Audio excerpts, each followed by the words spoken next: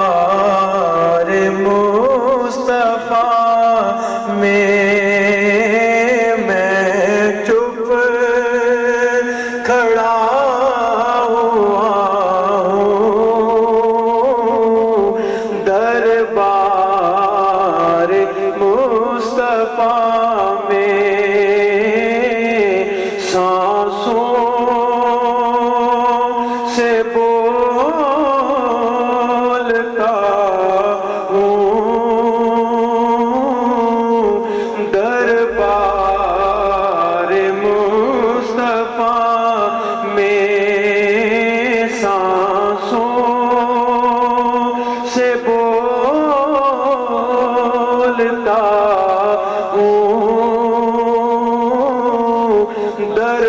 دربار مصطفیٰ میں آنسو ندام تو کے ہے چشم نم سے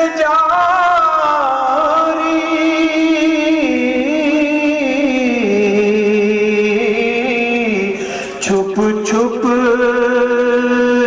کے رو رہا ہوں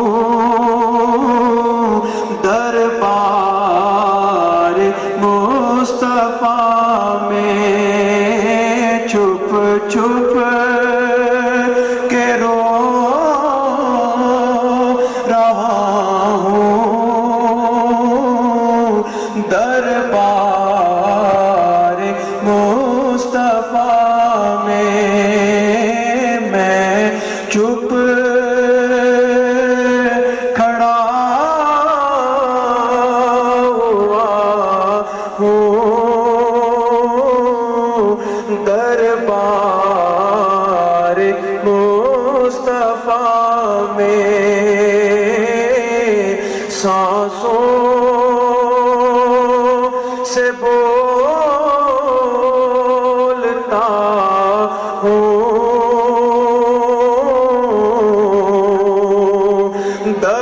دربار مصطفیٰ میں میرا وجود جیسے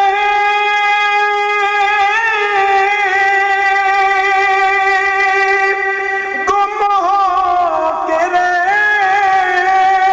گیا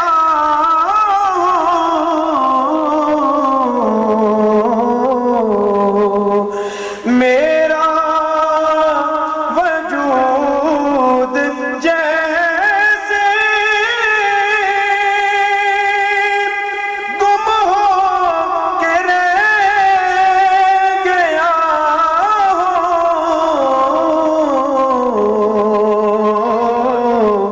خود سے بچھڑ گیا ہوں دربار مصطفیٰ میں خود سے بچھڑ گیا ہوں دربار مصطفیٰ میں چپ کھڑا ہوا ہوں دربار مصطفیٰ میں چپ کھڑا ہوا ہوں دربار مصطفیٰ میں کرنے نکل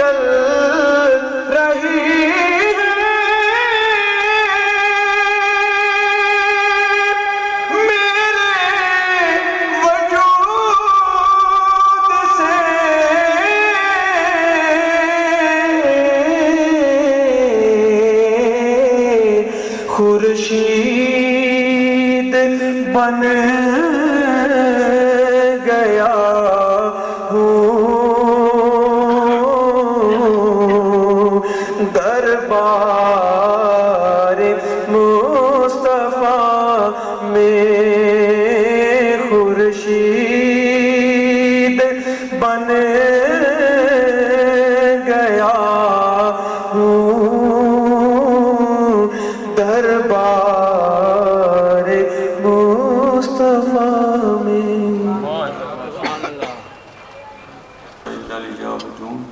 صدق اللہ العلی العظیم۔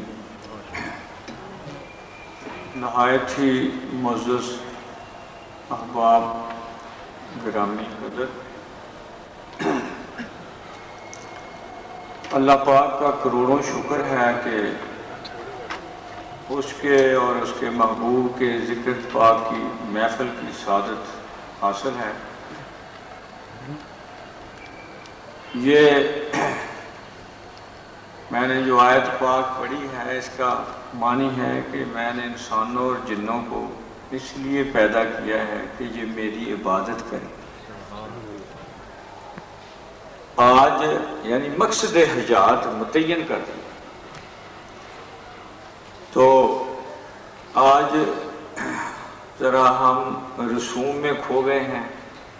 جب کسی قوم کا تنزل آتا ہے اس پہ یہ تاریک سائے پڑتے ہیں کہ مقصدیت کی لگن کم ہو جاتی ہے، رسوم کی نظر ہونا شروع ہو جاتے ہیں، وہ ہر چیز میں پھر ٹپکتی ہے۔ جیسے جیسے وہ مقصدیت سے لگن بڑھتی جائے گی اس قوم کی منزل آسان ہو جاتی ہے، اس کی شناخت بہتر ہونا شروع ہو جاتی ہے اور اس کے دکھ کم ہونا شروع ہو جاتے ہیں۔ پھر وہ قوموں میں ڈیفرینشیٹ ہونا شروع ہو جاتی ہے، خصوصیت پاتی ہے، سب لوگ ان کو فالو کرنا شروع کر دیتے ہیں۔ تنزل کی وجہ یہ ہے کہ مقصدیت سے آری ہم اپنے لمحات زندگی کے بہترین قیمتی سال جو ہیں وہ گزار دیتے ہیں۔ یہ تقریب ہے نا، یا آج سارا دن یا آج خصوصی طور پہ جو ہم سب کچھ کر رہے ہیں، اس میں بھی لوگوں کے روحانی ارتقاء کے مطابق ان کے عشق اور شوق اور ذوق اور خداداد صلاحیتوں کے مطابق ان کی کنٹریبیوشن بھی یا ان کا جو کام ہے نا، کچھ تو رسم کی نظر ہے، اس کے پیچھے نہ مقاصد ہیں، نہ منزل کا تعین ہے، نہ حصول کی تمنا ہے، صرف ایسے چونکہ سب کر رہے ہیں تو چلو میں بھی کر دیتا ہوں۔ لہذا بارگاہ الوہیت میں جہاں رو رو کے عرق ریزی کر کے مجاہد و ریاضات کر کے اس کو راضی کرنا پڑتا ہے، وہاں ایسی ڈھیلی ڈالی بات سے تو کچھ نہیں بنتا۔ صحیح ہے؟ تو اسی طرح میری گزارش یہ ہے کہ اگر مقصد کا تعین کر کے ہم چلیں، ہر کام اس کے گرد گھومیں، پھر ہماری زندگی یا ہم بذات خود فرد کی حیثیت سے ڈیفرینشیٹ ہونا شروع ہو جائیں گے اور لوگوں کے لیے قابل مثال بن جائیں گے، اور اپنے انر کی خوشی ہوگی ہے کہ بھئی میں اپنی زندگی جو گزار رہا ہوں وہ بالکل صحیح گزار رہا ہوں۔ اگر وہ رسوم کی نظر ہوگی کبھی بھی اس میں وہ رنگ نہیں آئے گا جو حقیقی ہونا چاہیے، ایسے تشنا ہی اس دنیا سے چلا جائے گا، گلے شکوے کرتا رہے گا، کوئی کبھی اس سے یعنی ایسی اعلیٰ قسم کی بات نہیں ہوگی جس کو لوگ فالو کریں۔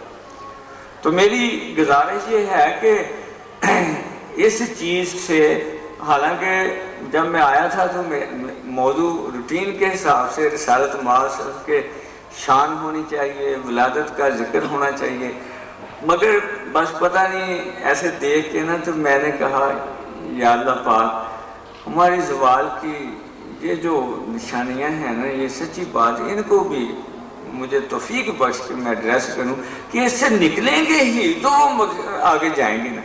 تو وہ ہوتا ہے کہ بلاتے ہیں، جاتے ہیں، بس وہ بیٹھتے ہیں، سنتے ہیں، چلے جاتے ہیں، لے کے کچھ نہیں آتے کہ میرا کوئی، میں کیوں جا رہا ہوں؟ سچ ہی سب ہوگا کہ میں سچی بات آپ سب سے سوال کروں تو ہر کوئی اپنے اپنے لیول پہ جواب دے گا، کئی بہت اعلیٰ جواب دیں اور وہ بہت اعلیٰ لے کے جائیں گے، سچی بات۔ اور جب بہت اعلیٰ لینے کے لیے مقصد کا تعین ہوگا تو تیاری بھی ہوگی، اس طرح پلاننگ بھی ہوگی۔ اگر مقصد ہی نہیں تو منصوبہ ہی کوئی نہیں ہوگا، تو ایسے کہیں تو چلو واپس آ جائے۔ حج جیسے کام پہ جہاں 1 لاکھ خرچ ہو جاتا ہے بے مقصد، رواج پورا کر، دعائیں مانگنے، وہ دنیا کی جو دعائیں ہیں وہ مانگنے، اور اس کے وہ اتنا بڑا یعنی آئٹم ہے، ایک رکن ہے، اہم ترین رکن ہے۔ اگر مقصد کا تعین ہو کہ میرا مقصد حیات کیا ہے اور اس میں کہاں تک پہنچا ہوں، ایویلیویشن کبھی کی ہو، کبھی اپنا محاسبہ کیا ہو کہ میں اس میں کہاں تک ہوں، تو پھر تو یقیناً اچیومنٹ ہوگی۔ اگر ہے ہی نہیں تو بس گئے ہیں تو آ گئے ہیں۔ اسی لیے گلہ کرتے ہیں جی جاتے ہیں بعد میں کوئی فرق نہیں، چند روزہ نمازیں پڑھتے ہیں، پھر اسی سوسائٹی میں گھر مل جاتے ہیں، کوئی پتہ نہیں چلتا، نام سے پتہ چلتا ہے کہ لوگ کہتے ہیں حاجی صاحب آ جاؤ، مگر کردار پہ، افعال پہ، لوگوں سے ڈیلنگ میں کوئی یعنی فرق نہیں نظر، جو کہ آنا چاہیے۔ کوئی یہ یعنی فقدان ہے۔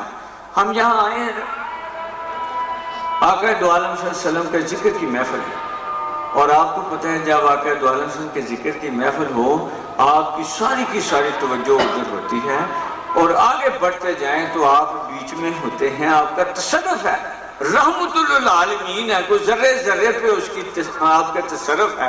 یہ تو نہیں ہو سکتا ہم نے نہیں دیکھا۔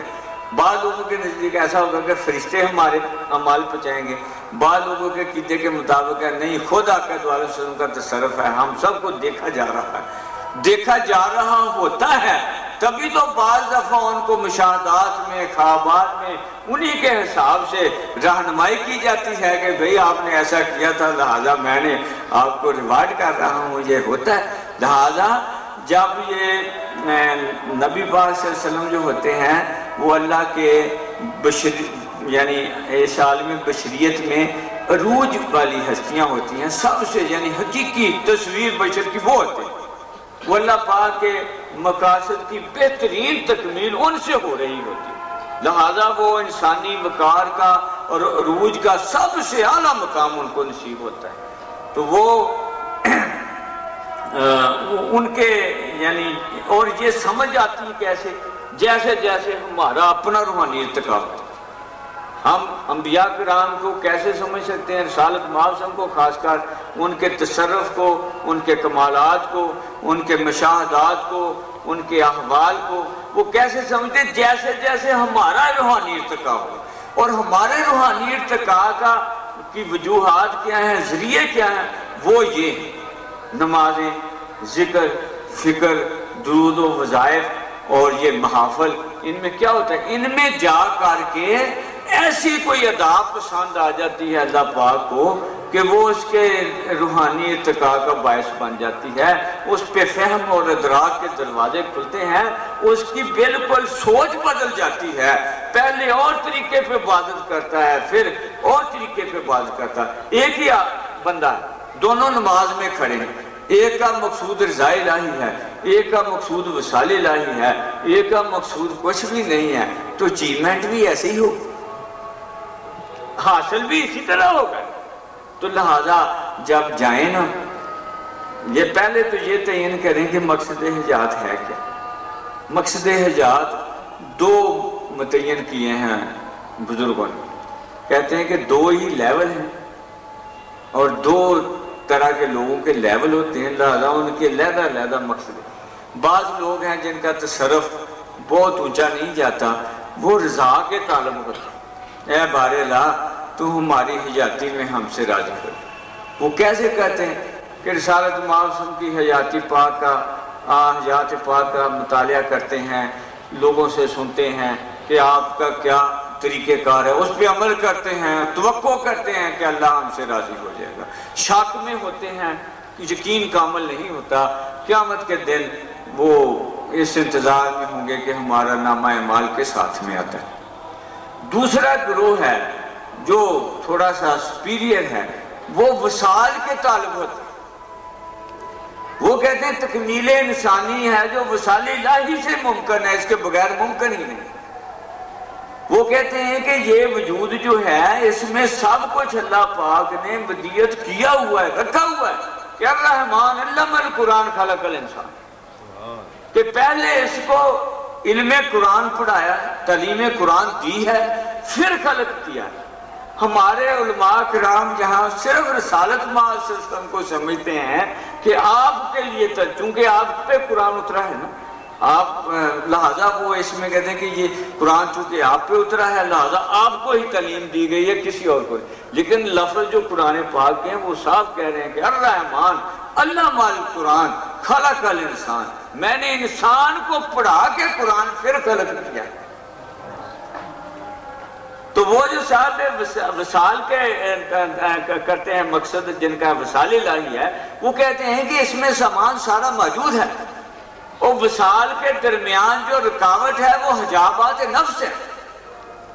اگر حجابات نفس اٹھ جائیں تو یہ بندہ قاری نظر آتا ہے، حقیقت میں ہے قرآن۔ علامہ صاحب فرماتے ہیں ایک اور شعر میں کہ خود ہی سے آگاہ مرد کا جلال و جمال، یہی کتاب ہے باقی تمام تفصیل، کہ اس کو کوئی ضرورت ہی نہیں ہے پڑھنے کی، اس کے اندر سب کچھ ہے، اس کے حجابات نفس اٹھا دیے جائیں، یہ قرآن سے باہر کوئی فعل اس کا ہو گئی۔ صحیح ہے۔ دوسرا گروہ ہے وہ شک میں ہوتا ہے، وہ دیکھ کے اڈاپٹ کرتا ہے، یہ کہتا ہے نہیں میں اڈاپٹ کرنے والا نہیں ہوں، میں پروڈیوسر ہوں اس کردار کا، میرے سے اس کردار کا ظاہر ہوگا۔ یہ ایک ہی نہیں ہے۔ علامہ صاحب اردو میں کہتے ہیں، فارسی میں حضرت مولانا روم نے کہا، اور کسی نے سندھی میں کہا ہے، کسی نے ایک سرائکی ہے حضرت خواجہ غلام فرید رحمۃ اللہ علیہ، ان سے کسی نے پوچھا کہ حضور نہانے کے کیا فرض ہیں؟ آپ استغراق کی کیفیت میں بیٹھے تھے تو پوچھنے والے سے کہنے لگے پوچھنا قاضی سانو شرع شریف اسی تے حضرت شاہی ستھرے حشر، کہ مجھ سے آپ پوچھ رہا ہے میں تو ازلی ہوں ہی پاک، میں نہ پاک ہوتا ہی نہیں ہوں، لہذا مجھے پاک ہونے کا کیا پوچھ رہے ہو؟ وہ این قرآن بھی عرض کیا آپ نے، جو قرآن میں آتا ہے کہ نخفت فیہ من روحی، میں نے اپنی روح آدم میں رکھی ہے، لہذا کہہ رہے ہیں جس میں روح الہی ہے وہ ناپاک کہاں ہے؟ علامہ صاحب اس کو کہہ رہے ہیں تیرا جواہر نوری اور پاک ہے تو، ارے فروغ دیدہ افلاک ہے تو، تیرا شہد زبوں فرشتہ حور کہ شاہی نے شہل اولاک ہے تو، کہ تو اگر اپنے آپ کو پہچانے وہ حجابات نفس اٹھ جائیں تو حامل روح الہی ہے، اور جس کا وجود کا جوہر نور ہے اس کو ناپاک میں کیسے کہہ دوں؟ وہ تو ایک کیوں اب آپ کہہ سکتے ہیں یہ فرض ہے، یہ کیسے آپ الٹے بات کر رہے ہیں؟ دیکھو اسلام جو ہے نا وہ مکمل ایک دین ہے جو ABC سے لے کے Z تک سب کو ہے، اس نے اس کے اس آسپیکٹ کو بھی تو ایڈریس کرنا تھا جو ضروری ہے سوسائٹی میں، صفائی کے صحت کے معاملات کو یہ بھی تو کرنا تھا، لہذا اس کی حقیقت جو ہے وہ ناپاک نہیں ہو سکتی۔ وہ جو ہے وہ ہیلتھ کے نقطہ نظر سے سوسائٹی کے وہ اعلیٰ ترین بنانے کے لیے میں کہتا ہوں کسی سوسائٹی سے کسی فکر سے اسلام کا کمپیریزن کر لو، بہترین جو ہے سارے نظام بہترین ہوگا۔ 5 دفعہ کون ہاتھ دھوتا ہے؟ اور کھانا کھانے سے پہلے سنت ہے ہاتھ دھو لو۔ آپ حیران ہو جائیں، بے خبری میں آپ ناک میں بھی ہاتھ لگاتے ہیں، ادھر بھی لگاتے ہیں، ہر بات ہے مشاہدہ کر کے انسانی ذہنیت کا پھر بنائی گئی، یہ خالق نے بنائی ہے۔ اور سنت کیا ہے؟ رسالت معصوم 100% ظاہر الہی ہے، آپ کا فعل آپ کرنا این تفسیر ہے قرآن پاک کی، تو سنت بھی اسی میں آپ ہے۔ میں سچی بات ہے، میں جب سے سنا میں پکا دھوتا ہوں تو میں دیکھتا ہوں کتنا بچت ہوتی ہے، بے خبری میں اس کو پتہ ہی نہیں ہوتا، اب ناک والا ہاتھ کھانے پر لگائے گا تو کتنی کیا ہے، لیکن چونکہ سنت کا ادراک نہیں ہے، اس کا پورا فہم نہیں ہے، وہ نہیں ہے تو ہم اس کے اتنا فکر ہی نہیں کرتے، رسمت دھو لیں گے اس انداز پہ نہیں چلے۔ حالانکہ جو وجود جن کے حجابات نفس اٹھے ہوئے ہوتے ہیں وہ رہ ہی نہیں سکتے اس کے بغیر، وہ اس فہم میں جاتے ہیں، فنا ہوتے ہیں، فنا فی رسول جب ہوتے ہیں اس فہم کے حامل ہوتے ہیں جس نے یہ فرمایا ہے کہ ہاتھ دھو لیا کرو، لہذا وہ رہ ہی نہیں سکتے۔ ان کا کہتے ہیں نا اس کا کہ جس کا ایک ایک ادا سنت مصطفیٰ وہ کیسے ہو جاتی ہے؟ اڈاپٹ کر کے نہیں ہوتی، وہ اس فہم سے، وہ فنا فی رسول تزکیہ نفس کے پروسیس سے گزر کے جب وہ نفس سے پاک ہوتا ہے اس وجود سے وہی کردار اظہار ہوتا ہے جو عین قرآن کا تقاضا ہے اور سنت کا تقاضا ہے، وہ ہو ہی نہیں سکتا دوسرے۔ وہ خواجہ غلام فرید نے وہی فرمایا، پوچھنا قاضی سانو شرح شریف اسی ازل دے شاہی ستھرے ہاسے کون فیا کون جنو آکھیا ہے اسی نے کولے ہاسے، اسی آپ قرآن اسی آپ سپارے اسی آپ اپنے تے اترے۔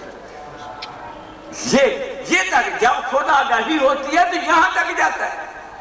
علامہ صاحب نے بھی یہی لفظ کہا ہے، خودی سے آگاہ مرد کا جلال و جمال، ارے یہی کتاب ہے، باقی تمام تفسیر۔ پھر اور بھی جگہ فراد ہے کہ ہر لحظہ ہے مومن کی نئی شان نئی آن، ارے کردار میں گفتار میں اللہ کی برہان، یعنی اندازہ کرو کہ کہتا ہے یہ کرتا نہیں ہے بغیر برہان الہی کے، اللہ کی وحی کے بغیر یہ ہلتا ہی نہیں۔ تو اسی طرح یہ کن وجودوں کے ارشادات ہیں؟ یہ ہم میں سے ہیں۔ جب سچی بات ہے ہم آقا دو عالم صلی اللہ علیہ وسلم میں وہ اعلیٰ کمالات دیکھتے ہیں نا تو اپنے میں نہیں دیکھتے، تو ہم کہنا شروع کر دیتے ہیں کہ نہیں تو وہ تو بشر ہیں ہی نہیں، وہ تو ہمارے علماء کرام کہتے ہیں وہ چونکہ وہ صلاحیتیں وہ کمالات اپنے میں مشاہدہ نہیں کر پاتے، لہذا وہ کہتے ہیں کہ جناب وہ بالکل الگ چیز ہیں۔ آپ فرما رہے ہیں کہنا بشر مثلکم یوحی الی، میں تو آپ جیسا بشر ہوں۔ میں سمجھتا ہوں اس میں بڑی زبردست دعوت فکر ہے کہ لوگوں اگر میری پیروی کرو تو یہ سارے کمالات تمہارا ورثہ، کہ نبوت کا ورثہ کوئی زمینیں تو ہوتی نہیں، وہ تو روحانیت ہوتی ہے، وہ تو معرفت ہوتی ہے، وہ حقیقت ہوتی ہے، شریعت ہوتی ہے، طریقت ہوتی ہے، وہ تو سارا کا سارا روحانی پروگرام ہوتا ہے، مقصد حیات سے آشنائی ہوتی ہے۔ وہ ایسا تو نہیں کوئی ہوگا کہ بھئی میں اتنے مربع میں دیں گے، یہ وہ تو آدم کا حقیقی ورثہ جو ہوتا ہے وہ اس کی وراثت ہوتی ہے نبوت پر۔ تو اس میں بڑا یعنی زبردست یہ ہوتا ہے۔ ہم کچھ لوگ ہیں وہ جب اپنے آپ میں یہ نہیں دیکھتے تو کہتے ہیں تو وہ بشر ہی، تو لہٰذا ہم میں تو یہ چیز ہے نہیں، لہٰذا ان میں بھی نہیں ہو سکتی، وہ انکار کرنا شروع کر دیتے ہیں۔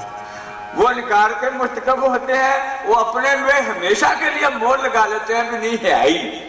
میں کہتا ہوں ادھر دیکھو میں صرف امتی کی بات کر رہا ہوں، آقا پاک پہ تو جا ہی نہیں رہا، آقا دو عالم وسلم پہ تو جا ہی نہیں رہا۔ یہاں بھی علامہ اقبال نے رہنمائی کی کہ ایک بندہ خود آگاہ ہے، تزکیہ نفس ہوا ہے، خدا شناس ہے، وہ جو مقصد حیات بتایا تھا نا کہ عبادت ہے، تو عبادت کا مقصود بذات خود معبود ہے، لہذا عبادت پہ ہی نہیں رک جانا بلکہ منزل معبود ہے۔ جب تک عبادت کے ذریعے معبود تک نہیں پہنچا جاتا عبادت لا حاصل۔ تو وہ جو پہنچے ہوئے ہیں ان کا علامہ اقبال رحمۃ اللہ علیہ ترجمہ کرتے ہیں کہ اس مرد کلندر سے کوئی نسبت نہیں تجھ کو، ارے تو بندہ آفاق ہے اور وہ صاحب آفاق، تجھ میں تو ابھی پیدا نہیں ساحل کی طلب بھی، اور وہ پاکی فطرت سے ہے محرم اعماق۔ عمیق کہتے ہیں گہرائی کو، یعنی وہ کائنات کے سارے اسرار اس پہ کھلے ہوئے ہیں کیونکہ اس کا نفس پاک ہے، اس کی پاک فطرت کی وجہ سے سارے۔ اب سچی جب ہمارا نہیں ہوتا نا تو ہم آقا دو عالم وسلم پہ کرتے رہتے ہیں آپ کو یہ علم نہیں تھا، آپ کے بس میں یہ بات نہیں تھی، یہ میں کہتا ہوں جب غلام خود مشاہدہ کرے اپنے آپ میں تو آقا کا تو غلام کا تو بڑا فرق ہوتا ہے۔ صحیح، ایک منبع ہے، ایک اس سے فروغ ہے، فروغ منبع جیسا تو نہیں ہوگا۔ اگر منبع کا یہ حال ہے کہ وہ کہہ رہا ہے کہ خودی کی جلوتوں میں مصطفی خودی کی خلوتوں میں کبریائی، ارے زمین و آسمان کرسی و عرش، خودی کی ذات میں ہے ساری خدائی۔ مومن کی ہلاکت ہے مرکز سے جدائی، وہ صاحب مرکز تو خودی کیا ہے خدائی۔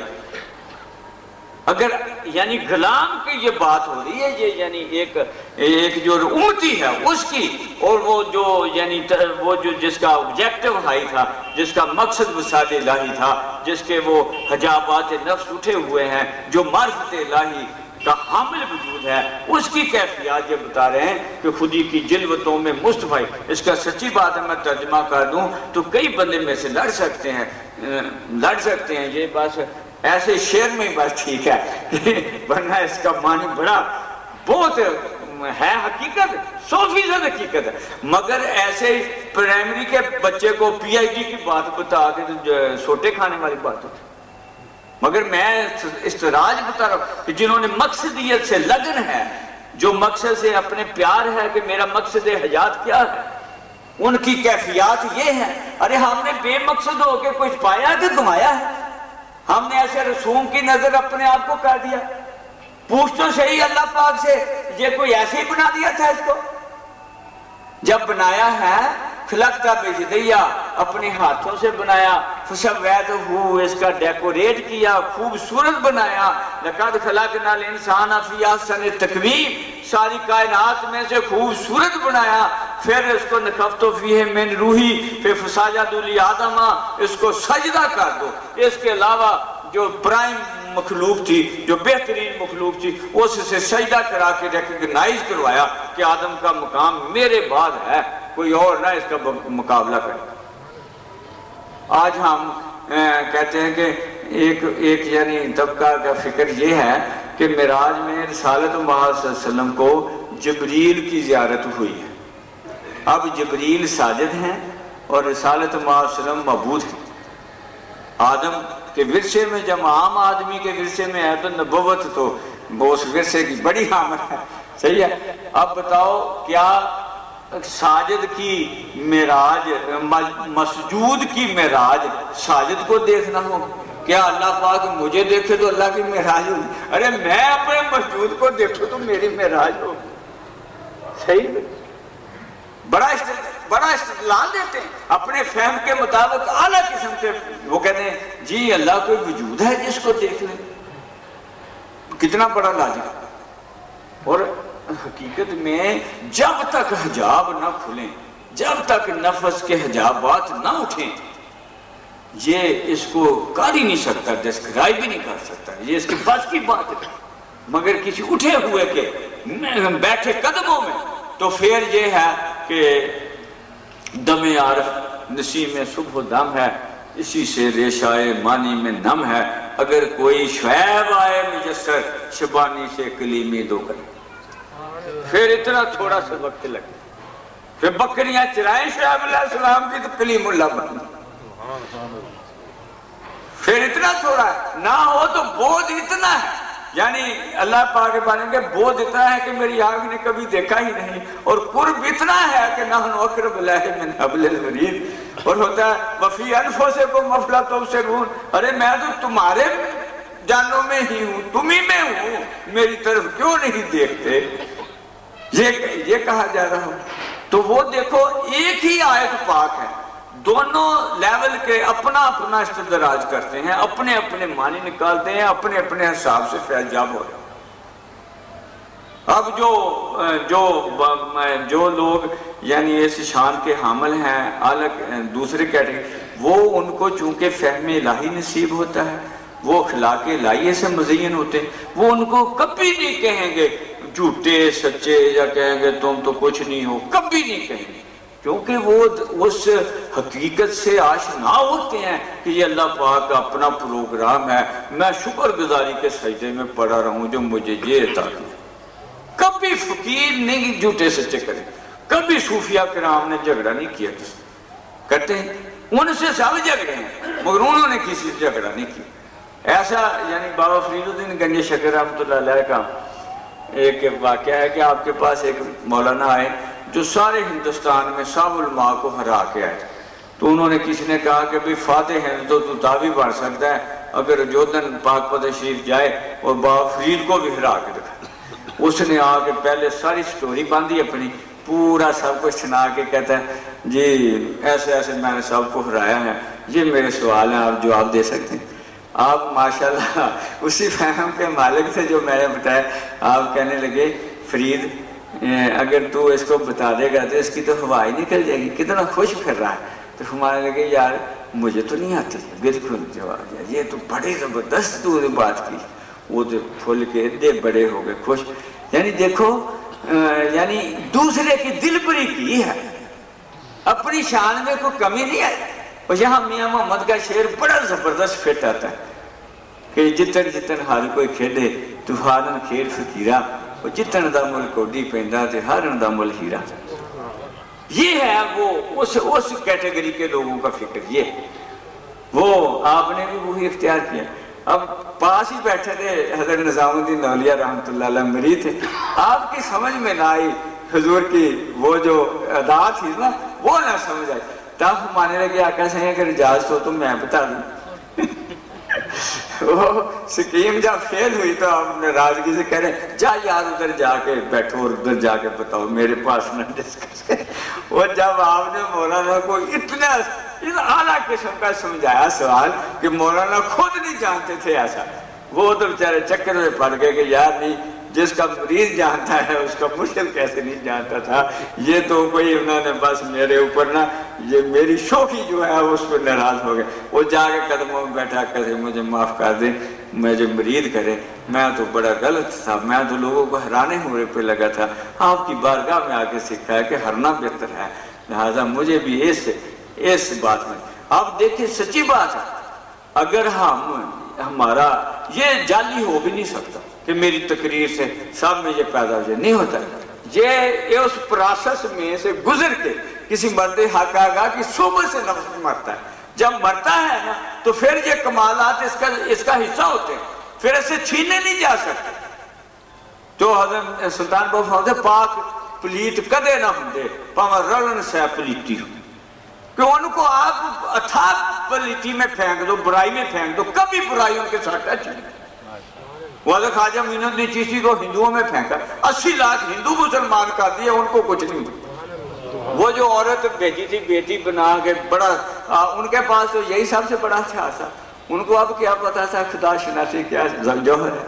آپ نے اس بیٹی کو بھی ایک ہی نگاہ سے اس مقام پہ پہنچایا کہ بیٹی تیری پشت 7 پشتوں سے ولی اللہ ہی پیدا ہو۔ اور یہ جو 80 لاکھ مسلمان کیے نا یہ ایسے ایک ایک کو پکڑ کے نہیں کیے، یہ جو تھا نا کہ قرآن اندر ہے اس کے استدراج کو، یعنی آپ کیا کرتے ہیں مراقبہ کرتے ہیں، اللہ کا ورد کرتے جو ساتھ آئے ہوئے تھے مرید ہیں وہ ورد کرتے ہیں۔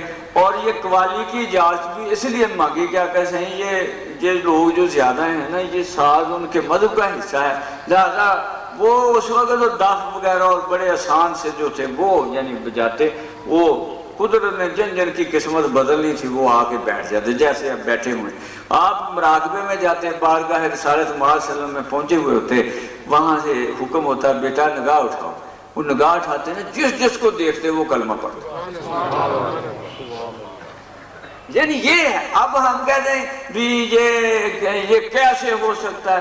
ارے اللہ پاک نے اپنے پروگرام سے اپنے ایک بندے کو یہ صلاحیت بخشی اور لوگوں کو نور ایمان سے منور کیا، ہمارا کہ ہم کیوں معترض ہو؟ ہم کیوں معترض ہو؟ ہم معترض ہو کہ الٹا اللہ کے پروگرام کو سیبوٹائز کریں، کیوں کریں؟ ارے نئی صلاحیت ہے تو کسی صلاحیت والے کے پاس بیٹھ کے دیکھ، فراغ دل ہو۔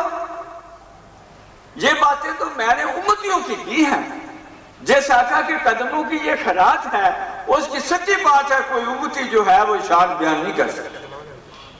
کر سکتے ہیں جس کی شان خود خالق کرے، اترے گا کب تک کوئی ان آیات کی تہ میں کہ قرآن ابھی تک تیرا مصروف سنا ہے، کہ اس کی تفسیر ہو رہی ہے، وہ تکمیل نہیں پا رہی۔ تفسیر ابن کثیر ہو گئی، تفسیر روح البیان ہو گئی، تفسیر تفہیم القرآن ہو گئی، تفسیر ضیاء القرآن ہو گئی، لکھے جا رہے ہیں مگر کوئی نہیں دعویٰ کرتا کہ میں نے اس شخصیت کو پوری طرح بیان کر دیا.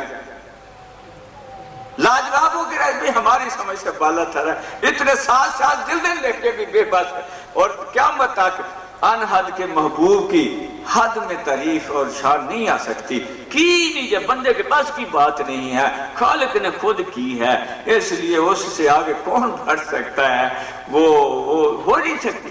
یہ تو صرف سچی بات ہے، خراج عقیدت ہے، نذرانہ عقیدت ہے کہ اے اللہ پاک تجھے خوش کرنا ہمارا مقصود ہے، لہذا تجھے خوش کرنے کے لیے تیرے محبوب کا ذکر کرتے ہیں. سچی بات. اگر اللہ دیکھو نا، آپ کو مانگنے والا نا آپ کے بچوں کا صدقہ مانگتا ہے، کہتے بچوں کی خیر ہو، چھوٹے چھوٹے ساتھ ہوں، جب بڑے تو بڑے ہو تو وہ انہوں نے سیکھے ہوئے ہوتے فکر دروازے پہ آ کے جوڑیاں سلامت رہیں، بچے جناب ایسے ہوں ایسے ہوں. کبھی آپ سناسا ہے روزانہ بھیک مانگنے والے کہتے ہیں. اور بارگاہ الوہیت میں جب بھیک مانگی جاتی ہے نا تو وہاں بھی اس کے محبوب کا جو ذکر ہے وہ سب سے کامیاب آج تک وسیلہ رہا، ہمارا ہی نہیں انبیاء کا رہا. حضرت آدم علیہ السلام خطا کے بعد کتنے روئے، نہیں مانی گئی. جیسے ہی اس نام پاک کا واسطہ دیا نا تو اللہ حیران کہتا ہے آدم آپ کو کس نے بتا دیا تھا؟ حضرت آدم فرمانے اے اللہ پاک جب میری آنکھ کھلی تھی نا تو اس وقت سب سے پہلے عرش پہ جو نام نظر آیا تھا تیرے نام کے ساتھ وہ لا الہ الا اللہ محمد رسول اللہ. لہذا میں نے سمجھا کہ اگر واسطہ دوں نا یہ دوں تو پھر ہی کام ہے. کہتا ہے آدم بس میں نے تجھے معاف کر دیا ہے، یہ پتہ کون ہے؟ یہ تیری ہی نسل پاک سے ہوگا، یہ میرا محبوب پاک ہے. نوح علیہ السلام کی کشتی نہیں کنارے لگ رہی، پھر بھی واسطہ اسی کا دیا. ابراہیم علیہ السلام بنا کے بیت اللہ شریف دعا کرتے ہیں بار اللہ وہ جو تیرا محبوب آنے والا ہے وہ میری نسل پاک سے ہوگا. ہر ایک نے، ہم میں سے تو وہ معتبر ترین ہیں، انبیاء کرام عام لوگوں میں سے تو معتبر ترین ہیں.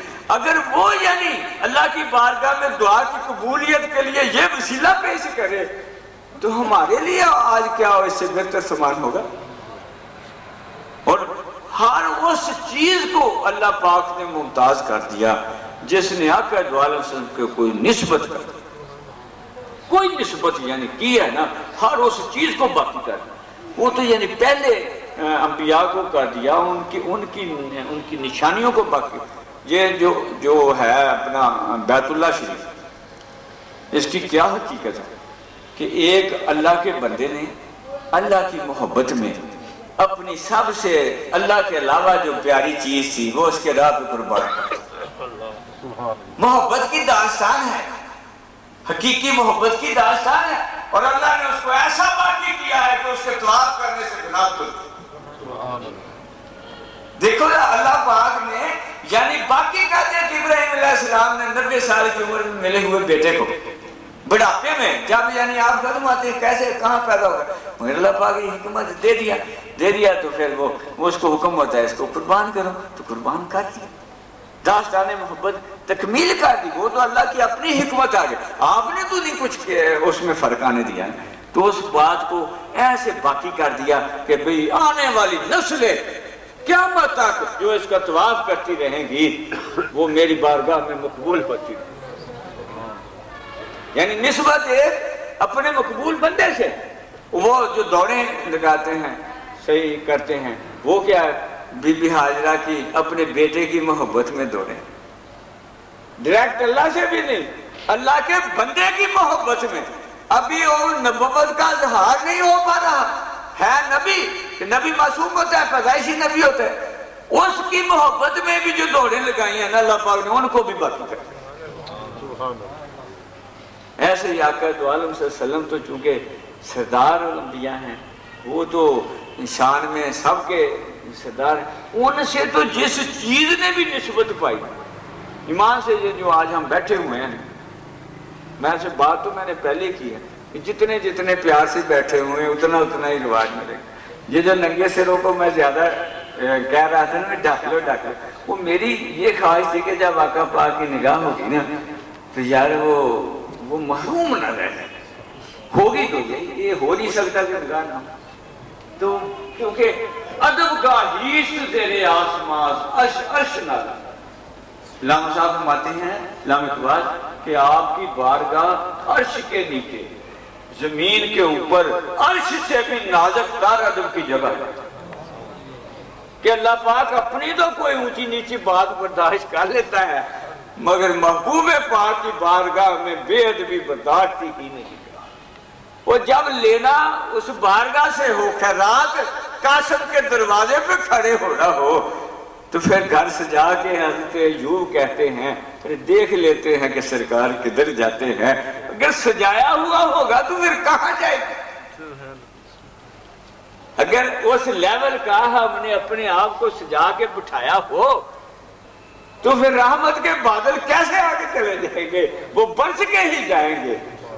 اس لیے میں کہتا ہوں کہ مقصدیت سے آنا چاہیے اور اپنے آپ کو اس میں ڈھالنا چاہیے، اور میں تو سچی بات ہے کہتے ہیں اس دعا سے آنا چاہیے، اے بار الہ تیرے محبوب پاک کی ذکر کی محفل میں جا رہا ہوں، مجھے ان کی زیارت سے مزین کرتا۔ اس سے نیچے ٹارگٹ ہی نہیں رکھنا چاہیے مور۔ ارے بخشش کی ضمانت ہے، جس کو زیارت ہو جائے بخشش کی ضمانت۔ آنواز جس نے مجھے دیکھا، صحابہ نے کہا سائیں بعد والے کیسے دیکھے؟ ہمارے خواب میں جو دیکھا، اور یہاں تک دیکھا جو اس کو دیکھ لے گا اس کو بھی بخشے گا۔ صحابہ کہا آقا سائیں وہ جو اتنا محبوب بندہ ہوگا وہ کوئی اعلان تھوڑا کرتا پھرے گا کہ بھی مجھے زیارت ہوئی ہے لوگوں دیکھ لو۔ کہتے نہیں، سارے راہ جاتے ہوئے جس کی نظر پڑ جائے گی اس کو بھی بخش۔ دیکھو نسبت کہاں تک جاتی۔ اب کوئی شک ہے کہ فرید الدین گنج شکر کے دروازے سے گزرے تو بخشش نہ ہو؟ ارے خزانے اس کے، جنت اس کی، بندے اس کے، ہمارے پیٹ میں کیوں درد ہو؟ صحیح نہیں؟ جب حضور آقا تو عالم صلی اللہ علیہ وسلم خود حضرت ویس کرنی کو رضی اللہ رحمت اللہ علیہ کو یہ کہہ کے بھیجیں کہ میری امت کے لیے دعا کرنا، خود کہا ہے۔ حضرت عمر رضی اللہ عنہ حضرت علی پاک جاتے ہیں یہ پیغام لے کے، اور آپ واقعی دعا کرتے ہیں، اور آپ نے پہلے ہی فرمایا ہوا تھا کہ وہ ربی خاندان تھا جس کی بہت زیادہ بھیڑیں تھیں کہ ان کے بالوں کے برابر ویس کرنے کی دعا سے لوگ جنت میں گئے۔ یا یہ لوگ وہ ہوتے ہیں جنہوں نے اپنا لوں محبت الہی میں غرق کر دیا، کچھ باقی اپنا نہیں رکھتے، عین رضا الہی کا اظہار ہوتے ہیں، سانس سانس کے ساتھ نفس کے خلاف مجاہدہ کرتے ہیں۔ 30 سال 40 سال عشاء کے وضو سے فجر پڑی ہوئی ہو، پھر اللہ کی بارگاہ میں ان کی کچھ بھی نہ سنی جائے۔ مجھے علامہ صاحب فتویٰ دیں کہ خودی کو کر بلند اتنا کہ ہر تقدیر سے پہلے ارے خدا بندے سے خود پوچھے بتا تیری رضا کیا۔ تو وہ جو اتنے محبت میں غرق ہیں ان کی بارگاہ الوہیت میں کوئی بھی نہیں، یہ چلتی ہی نہیں۔ کیوں؟ وہ تو خود قربان ہو کے کہہ رہا ہے یحبہم و یحبونہ، ارے تو میرا محبوب ہے میں تیرا محبوب ہوں۔ کوئی محبوب کی ٹالتا ہے پھر کوئی کیسے؟ تو آقا تو عالم صلی اللہ علیہ وسلم کا میں ذکر کر رہا تھا کہ جس شے نے آپ سے نسبت پائی وہ اللہ کی بارگاہ میں برگزیدہ ہو گئی، نشانی بن گئی، کمال کو انسانوں میں سے دیکھ خاندان پاک کے چچے دشمنی پہ اترتے ہیں تو ان کو جہالت کا باب کہا جاتا ہے، ان کو قرآن میں کہا جاتا ہے اس کے ہاتھ ٹوٹ جائیں۔ ابو لہب کے بارے میں کہا، یعنی یہ قرآن پاک میں ان کو مخالفت کی وجہ سے یہ آ جائے، اور مناسبت کی وجہ سے ایک ظاہری طور پہ غلام زادہ ہے، نسل در نسل غلام ہے، ظاہری شکل و صورت بھی کے معیار جو ہیں ان میں فٹ نہیں آ رہا، وہ گنا جاتا ہے کہ یہ حسینوں میں نہیں ہے، مگر جب دل اس کی غلامی سے معمور ہوتا ہے، جب آپ کی محبت میں چور ہوتا ہے بلال رضی اللہ تعالیٰ عنہ، تو حضرت عمر پاک کو کہنا پڑتا ہے سیدنا بلال، سیدنا بلال رضی اللہ تعالیٰ عنہ کو کہنا پڑتا ہے۔ اور یہاں پہ نہیں رکے، ایسا آتا ہے اذان نہیں دیتے ہیں تو سورج نہیں چڑھنے دیتا کہ سورج کو ابھرنے نہیں دیتا تیرا حبشی، اور بے زر کو ابو زر تیری بخشش نے کیا ہے۔ اور پھر آقا دو عالم صاحب فرماتے ہیں اے بلال جنت میں سب سے پہلے تم جاؤ۔ آپ حیران آقا سے آپ سے پہلے کہتے بیٹے اللہ کو محبت کو نوازنے کے بڑے طریقے، جس سواری پر میں بیٹھوں گا نا اس کی لگام تیرے ہاتھ میں۔ دیکھو نا کیا ہے فرق، کیا ہے؟ صرف چاہا جانا، ظاہری طور پہ کوئی عزت نہیں ہے، کوئی شک نہیں ہے، خریدی ہوئی چیز ہے، جیسے کبھی پتھر اوپر رکھتے ہیں، کبھی کیل ٹھوکتے ہیں، کبھی کولوں پہ لٹاتے ہیں، کوئی انسانی حقوق کا تصور تک باقی نہیں ہے۔ ارے جب اس پاک اور مطہر وجود کی غلامی نصیب ہوتی ہے، پھر اللہ پاک کائنات کی اتنی عظمتیں بخشتا ہے کہ اس کو ظاہری طور پہ بھی سیدنا کہنا پڑتا ہے، اور شان دکھاتا ہے کہ بلال اذان نہ دے تو سورج نہیں نکلے گا، اور جنت میں پہلے داخل کر کے پھر جنت کی سب سے حسین صورت وہ جو سردار ہے حوروں کی کہا بلال کے قدموں پہ رکھ دیتا ہے۔ پھر آپ کی نسبت کو کیسے خوش نصیبی ہی کہا جا سکتا ہے، جتنا پیار کیا ہے یہ کیا۔ اور سچی بات ہے جن عربوں کو آپ نے عرش نشین کیا ہے ان کو کوئی کہہ سکتا تھا کہ یہ بھی کبھی اس حال کو پہنچیں گے؟ کون سی برائی تھی جو اس وقت نہیں لائی تھی؟ کیا کیا قباحتیں تھیں جو نہیں تھیں؟ آج تو سچی بات ہے اگر بیان بھی کریں تو ڈر لگتا ہے کہیں گستاخی نہ ہو۔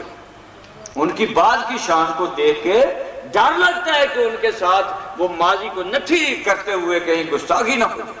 یہ تو صفت شان بیان کرنے کے لیے کہہ رہے ہیں، ورنہ سچی بات ہے ان کا ماضی بیان کرنے خوف آتا ہے کہ اللہ پاک کو کرنا تم کون کو بھی بات کرنے والے جب میں نے معاف کر۔ تو میں تو سچی بات ہے وہ آقا صلی اللہ علیہ وسلم کی بارگاہ میں ہدیہ عقیدت پیش کرنے کے طور پہ یہ فکرہ کہہ بیٹھا ہوں، ورنہ ان کو یعنی ان پستیوں سے اٹھا کے عروج کی ان بلندیوں پہ پہنچایا جن میں کائنات کا کوئی وجود بعد میں نہیں پہنچا۔ صحابی کے مقام کو کوئی گوشت کتب نہیں پہنچا، غیر تو پہنچ ہی نہیں سکتے تھے نا، وہ تو انہوں نے، اور ان کے فکر سے ساری کائنات روشن ہے۔ تمام علوم اسلامی سائنسدانوں، اسلامی مفکرین ہی سے یورپ روشن ہوا۔ یہ جو فلاحی مملکتیں بنی ہیں نا، یہ جو اپنی کیا کہتے ہیں ان کو برٹش ہے یا سیکنڈینیوین کنٹریز ہیں، یہ جب رشیا میں انقلاب وہ آیا کمیونزم، تو یہ کانپنے شروع ہو گئے کہ اس کو کیسے روکے، کیونکہ وہ سارے عوام کا کھانے کا بندوبست کرتے تھے، یہ کرتے تھے وہ کرتے، بغاوت ہو سکتی۔ تو انہوں نے مفکرین کو بٹھایا سے جوڑ کے بعد کہ یار کوئی ایسا فلاحی نظام بناؤ جس سے ہم کمیونزم سے بچ جائیں۔ تو آپ حیران ہو گئے وہاں لوگ ہمارے پاکستانی ویسے جیسے بڑھاپے کی پینشن وہ فنڈ لے رہے ہیں، وہ بچے کا فنڈ لے رہے ہیں، وہ پاکستان سے کی تنخواہ سے وہ جو ان کا وظیفہ ہے وہی کافی ہے۔ تو وہ جیسے نے بنایا تھا نا وہ پروفیسر تھے، ان پروفیسر کے 4 شاگرد تھے کوئی اپنے انڈیا کے، یہ میں نے اخبار میں پڑھا۔ وہ کہتے ہیں جب ہم ان کو ملنے گئے رات کو پرائیویٹ گفتگو کہنے لگے پتہ ہے یہ میں نے سارے خیالات کہاں سے لیے تھے، یہ آپ کے خلیفہ دوم حضرت عمر رضی اللہ تعالیٰ عنہ کے طرز حکومت سے سب کچھ میں نے سارا اس سے پڑھا کہ کیسے رات کو بیواؤں کو پھرتے، کیسے بچوں کے وظیفے لگائے ہوئے تھے، کیسے زکوٰۃ تقسیم ہوتی تھی، کہ اس سے میں نے سارا یہ ڈرائیو کیا۔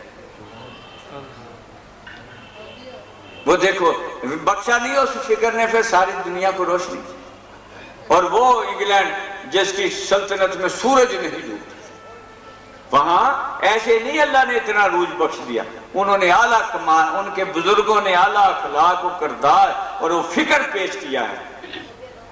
یہ جو 2 نمبر چیزیں بنا کے انسانوں کی توہین کرتے ہیں، اس پہ رحمت اللہ کی کیسے آ سکتی ہے؟ ہم تو عظمت آدم کو سمجھتے نہیں اور وہ عظمت آدم کے قائل ہو گئے، اللہ نے ان کو عروج بخش دیا۔ وہ جو ہماری چیزیں تھیں ہمارا ورثہ تھا انہوں نے ڈاک کر لیا، پھر اللہ کی رحمت وہیں پہ برسنی تھی۔ جیسے جیسے ان صلاحیتوں کے زوال آ رہا ہے وہ زوال پذیر ہیں، وہ زوال آ جائے گا، کیونکہ اب وہ بات نہیں رہی جو پہلے جب عروج پہ گئے تو وہ انہوں میں تو ہم نے چونکہ ماشاءاللہ ان صحابہ کرام کی کمائی 800 سال تک کھائی، 800 سال تک دنیا پہ مسلمانوں کی حکمرانی رہی، تھوڑی تو نہیں رہی۔ پھر جب آقا دو عالم صلی اللہ علیہ وسلم کی نسبت کمزور ہوتی گئی، وہ پیروی ختم ہوتی گئی، پھر زوال جو ہے آنا شروع ہوا، پھر ایسا زوال آیا کہ آج جتنا مسلمان قریب ہے اور جتنی مارے اس کو پڑھ رہی ہے کوئی ہے ہی نہیں۔ سچی بات ہے، بعض لوگ تو کہہ سکتے ہیں کہ ہم سچے ہیں تو وہ سچے، وہ بش کا جرنیل کہتے ہیں ہمارا خدا سچا ہے، اگر مسلمانوں کا خدا سچا ہوتا تو رات میں کیوں ہم جیت جاتے، یہ کہتے ہیں۔ کسی نے جواب نہیں دیا، مگر سچی بات میرے ذہن میں اسی وقت آ گیا، میں کہا کل صلاح الدین ایوبی کے سامنے تمہارا خدا جھوٹا تھا، خدا ایک ہی ہے، صرف ہماری عقیدت میں فرق آ گیا ہے، ہمارے ماننے میں فرق آ گیا ہے۔ آج ہم نے اپنا عروج سمجھ لیا رسالت محمد کی پیروی میں نہیں، ہم شیطان کی پیروی میں اپنا عروج سمجھیں تو عروج ہم سے روٹ نہ جائے تو اور کیا ہوتا۔ شیطان کو تو لعنت ہی ملی ہے، جب انعام یافتہ ہستی کو چھوڑ کے ہم وہ لدو علی جو ہے غضب مغضوب وجوہ ان کے اوپر ہم ان کی پیروی کریں تو ہمارے اوپر بھی غضب ہی ہوگا۔ اللہ کی انعام یافتہ ہستی اللہ رسالت محمد صلی اللہ علیہ وسلم آپ کو چھوڑ کے ہم کریں شیطان کی پیروی تو کیسے جی ہمارے اوپر اللہ کی رحمتیں برسیں گی؟ دو گوئی تو نہیں جا سکتی، وہ تو انصاف کرتا ہے۔ دیکھا جائے تو مخلوق تو وہ بھی اس کی ہے، اس کی تو مخلوق ہے ساری کائنات، وہ تو دیکھے گا جس میں اعلیٰ صلاحیتیں ہیں اور اعلیٰ فکر ہے اس کو نوازے گا بس۔